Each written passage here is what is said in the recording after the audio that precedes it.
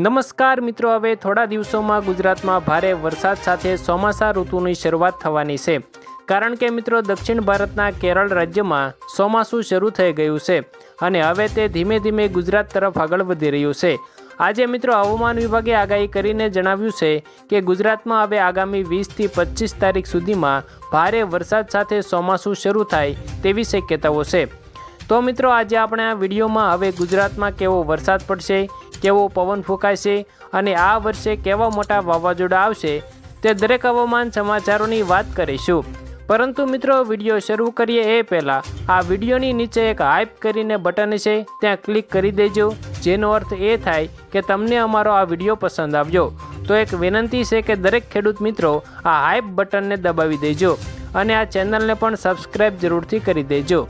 તો મિત્રો આજે સૌપ્રથમ વાત કરીએ તો હાલ કેરળ રાજ્યના દરિયા કિનારે એક મોટું વરસાદી વાવાઝોડું શરૂ થઈ ગયું છે અને તેના કારણે તોફાની વરસાદ પણ પડી રહ્યો છે.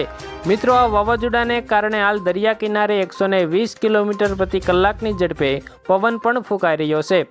મિત્રો આ વાવાઝોડું પવન સાથે આગળ વધીને ગુજરાતના સૌરાષ્ટ્રના દરિયા કિનારે ટકરાઈ શકે છે, જેના કારણે આ વર્ષે ચોમાસા ઋતુની શરૂઆત સૌરાષ્ટ્રના દરિયા કિનારેથી થવાની છે. ત્યાર પછી મિત્રો એક મોટું વાવાઝોડું હાલ મધ્ય ભારતમાં જોવા મળી રહ્યું છે અને તે આગળ વધીને ગુજરાત ઉપરથી પસાર થવાનું છે, જેના કારણે આગામી 20 થી 25 તારીખ સુધીમાં ગુજરાતમાં 2 મોટા વરસાદી વાવાઝોડા ટકરાવાના છે. એટલે હવે ગુજરાતમાં ચોમાસા ઋતુની શરૂઆત તોફાની વાવાઝોડા સાથે થવાની છે. આ વર્ષે ગુજરાતના દરિયા કિનારાના વિસ્તારોમાં વધારે વરસાદ પડે તેવી સંભાવનાઓ છે. હવામાન વિભાગે સૌરાષ્ટ્ર અને ઉત્તર ગુજરાતના જિલ્લાઓમાં આગામી 1 અઠવાડિયા પછી તોફાની વરસાદ અને વાવણી લાયક વરસાદ પડે તેવી આગાહી કરી દીધી છે. ટૂંકમાં મિત્રો હવે હવામાન વિભાગનું માનવું છે કે આ વર્ષે સૌરાષ્ટ્ર અને ઉત્તર ગુજરાતના જિલ્લાઓમાં 2 મોટા વરસાદી વાવાઝોડા અને તોફાની પવન સાથે ધોધમાર વરસાદની સંભાવના વ્યક્ત કરવામાં આવી રહી છે. ત્યાર પછી મિત્રો હાલ દક્ષિણ ભારતના કેરળ અને તેની આસપાસના દરિયાઈ વિસ્તારોમાં તોફાની વરસાદ જોવા મળી રહ્યો છે. આ તોફાની વરસાદ હવે ધીમે ધીમે ઉત્તર દિશા તરફ આગળ વધશે અને 20 તારીખ સુધીમાં ગુજરાત અને તેની આસપાસના રાજ્યોમાં ભારે વરસાદ લાવશે. આજે સવારે મિત્રો હવામાન વિભાગની આગાહી મુજબ આ વર્ષે સૌપ્રથમ વરસાદની શરૂઆત સૌરાષ્ટ્ર અને કચ્છના દરિયા કિનારેથી થવાની છે. કારણ કે મિત્રો હાલ 2 મોટા વરસાદી વાવાઝોડા સૌરાષ્ટ્ર અને કચ્છ તરફ આગળ વધી રહ્યા છે. એટલે હવે તમામ દરિયા નજીક રહેતા લોકો સાવધાન થઈ જજો.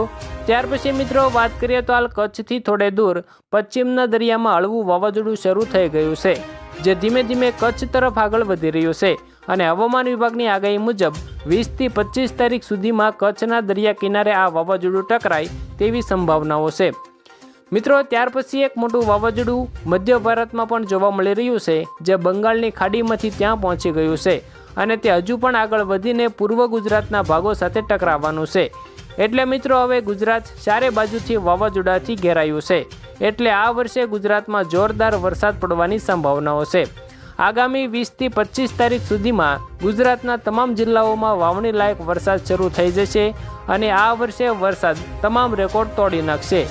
અત્યારે મિત્રો કેરળના દરિયા કિનારે જે મોટું વાવાઝોડું ટકરાયું છે, જે આગળ વધીને વિનાશક રૂપ ધારણ કરશે અને ગુજરાતની બાજુમાંથી પસાર થવાનું છે, જેના કારણે તેની મોટી અસર ગુજરાતના ભાગોમાં જોવા મળશે. આ વાવાઝોડું હાલ 100 કિલોમીટર પ્રતિ કલાકની ઝડપે આગળ વધી રહ્યું છે અને તે 25 તારીખની આસપાસ ગુજરાત નજીકથી પસાર થશે. એટલે મિત્રો 25 તારીખ આસપાસ ગુજરાતના દરિયામાં મોટું તાંડવ જોવા મળશે અને તોફાની પવન સાથે આશરે 7 થી 8 ઇંચ જેટલો વરસાદ થવાની સંભાવનાઓ છે. મિત્રો દર વર્ષે દક્ષિણ દિશાના રાજ્યોમાંથી ચોમાસા ઋતુની શરૂઆત થતી હોય છે. એટલે આ વર્ષે પણ દક્ષિણના કેરળ રાજ્યમાં ભારે વરસાદી વાવાઝોડા શરૂ થઈ ગયા છે અને તે ધીમે ધીમે ઉત્તરના રાજ્યો બાજુ આગળ વધી રહ્યા છે. એટલે મિત્રો હવે ગુજરાતમાં વરસાદ શરૂ થવામાં વાર નથી. આગામી 1 અઠવાડિયા સુધીમાં ગુજરાતમાં વરસાદ તૂટી પડશે. એટલે ગુજરાતના તમામ ખેડૂતો સાવધાન થઈ જજો અને વાવણીની શરૂઆત કરી દેજો. કારણ કે મિત્રો આ વર્ષે ફરી એકવાર ગુજરાતના ખેતરો ડૂબવાના છે અને ખેડૂતોને મોટું નુકસાન થવાનું છે. એટલે વાવાઝોડું આવે ત્યારે ખાસ ધ્યાન રાખજો અને ઘરની બહાર નીકળતા પહેલાં હવામાન સમાચાર જાણી લેજો, જેથી કરીને તમે વરસાદના હેરાન ન થાવ.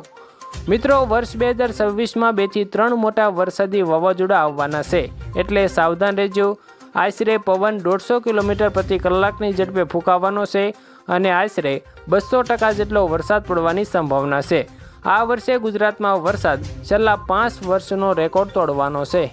તો મિત્રો, ત્યાર પછીના સમાચાર અંગે જો વાત કરીએ તો ગુજરાતમાં હવે વરસાદની એક મોટી આગાહી સામે આવી છે. તેના વિશે વાત કરીએ તો આગામી 2 કલાકમાં તોફાની પવન ફૂંકાવાની શક્યતાઓ છે. દાહોદ અને મહીસાગરમાં ભારે વરસાદની આગાહી કરવામાં આવી છે. 40 કિલોમીટર પ્રતિ કલાકની ઝડપે પવન ફૂંકાવાની પણ આગાહી કરવામાં આવી છે. ભારે પવન અને કરા સાથે વરસાદ પડશે. હવામાન વિભાગે આગામી 2 કલાક અત્યંત મહત્ત્વના ગણાવ્યા છે. રાજ્યના અન્ય શહેરોના વાતાવરણમાં પણ એક મોટો પલટો આવશે. કમોસમી વરસાદની આગાહીથી ખેડૂતોની ચિંતામાં વધારો થયો છે. મિત્રો, ત્યાર પછીના સમાચાર જોઈએ તો ગુજરાત સહિત દેશભરમાં હવે ચોમાસાની એન્ટ્રીને લઈને એક મોટી અપડેટ સામે આવી રહી છે. હવામાન વિભાગના જણાવ્યા મુજબ આ વખતે ચોમાસું સમય કરતાં પહેલાં દસ્તક આપે તેવી શક્યતાઓ છે. વેલમાર્ક લો પ્રેશર એરિયાના કારણે મોન્સૂન એક્ટિવિટી ઝડપથી આગળ વધી રહી છે. હવામાન વિભાગે અનુમાન વ્યક્ત કર્યું છે કે 16મી મે સુધીમાં ચોમાસું અંદમાન નિકોબારના સમુદ્ર વિસ્તારોમાં દસ્તક આપી શકે છે. મિત્રો, બંગાળની ખાડીમાં સર્જાયેલું લો પ્રેશર એરિયા ચોમાસાને આગળ ધપાવવામાં મહત્ત્વની ભૂમિકા ભજવી રહ્યું છે. આ સિસ્ટમને કારણે ચોમાસું નિયત સમય કરતાં વહેલું આગળ વધે તેવી શક્યતાઓ વ્યક્ત કરવામાં આવી રહી છે. તો આભાર મિત્રો, આજે આપણે ગુજરાતના કેટલાક મહત્ત્વના હવામાન સમાચારો વિશે વાત કરી. આજે આપણે ગુજરાતના કયા વિસ્તારોમાં કેવો વરસાદ પડશે, કેવો પવન ફૂંકાશે અને ગુજરાતમાં કઈ દિશા તરફથી વાવાઝોડા આગળ વધી રહ્યા છે અને કઈ જગ્યાએ ટકરાશે તે દરેક હવામાન સમાચારોની વાત કરી. મિત્રો, ત્યાર પછી વાત કરીએ તો ગુજરાતમાં અત્યારે કાળઝાળ ગરમી પડી રહી છે. તાપમાનનો પારો 42 ડિગ્રીને પાર પહોંચી ગયો છે. હાલમાં રાજ્યમાં ભારે ગરમીની સ્થિતિ યથાવત છે. 17થી 21મી મે દરમિયાન તાપમાનમાં ખાસ ફેરફાર નહીં થાય અને ગરમીનો પ્રકોપ યથાવત રહી શકે છે. પરંતુ મિત્રો, રાહતના સમાચાર એ છે કે 21મી મે બાદ રાજ્યના તાપમાનમાં 2 થી 3 ડિગ્રી સુધીનો ઘટાડો થઈ શકે છે. આગામી દિવસોમાં ગુજરાતમાં એક તરફ ગરમીનો પારો રહેશે તો બીજી તરફ પ્રી મોન્સૂન એક્ટિવિટી પણ શરૂ થવાના સંકેતો જોવા મળી રહ્યા છે. હવામાન વિભાગ સતત પરિસ્થિતિ ઉપર નજર રાખી રહ્યું છે અને અમે પણ મિત્રો તમને હવામાનના દરેક તાજા નવા હવામાન સમાચારોથી માહિતગાર કરતા રહીશું. તો મિત્રો, અમારી એક વિનંતી છે કે આ વિડીયાને પ્લીઝ સબસ્ક્રાઈબ જરૂરથી કરી લેજો. તમારા મિત્રો સુધી વધુમાં વધુ શેર કરજો જેથી તેમને પણ નવા અને તાજા હવામાન સમાચારોની જાણકારી મળી શકે.